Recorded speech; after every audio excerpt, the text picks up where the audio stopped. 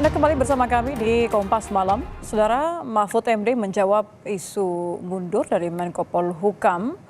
Menurutnya keputusan mundur menunggu waktu yang tepat. Sementara itu kita juga akan dengarkan bagaimana keputusan dari Capres nomor urut 3 Ganjar Pranowo yang mengaku telah berbincang dengan calon wakilnya Mahfud MD untuk menarik diri dari jajaran Menteri Kabinet Indonesia Maju Presiden Joko Widodo.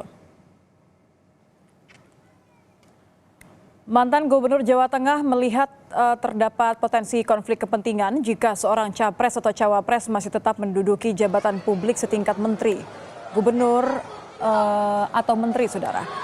Saran itu juga Ganjar tujukan untuk capres nomor urut 2 Prabowo Subianto yang saat ini menjabat sebagai Menteri Pertahanan. Maka ada potensi konflik of interest. Kami berdiskusi juga dengan Pak Mahfud pada soal ini. Itu ada potensinya loh. Gitu. Kita mesti hati-hati. Mampu nggak kita menjaga diri kita untuk bisa netral dan tidak menggunakan fasilitas itu aja.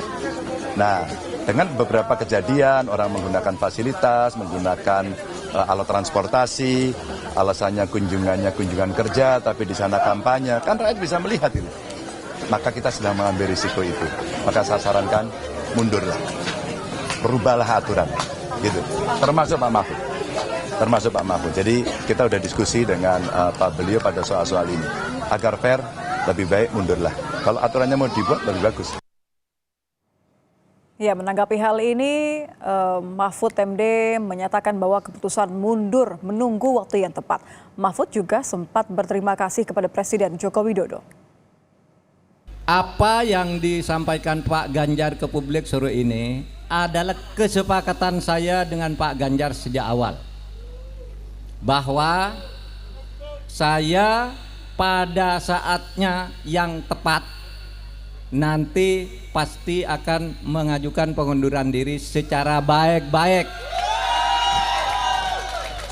Jadi tidak ada pertentangan antara saya dengan Pak Ganjar. Itu sebabnya kalau saudara semua cermat, pada saat penutupan debat itu saya akan membacakan sebuah pernyataan.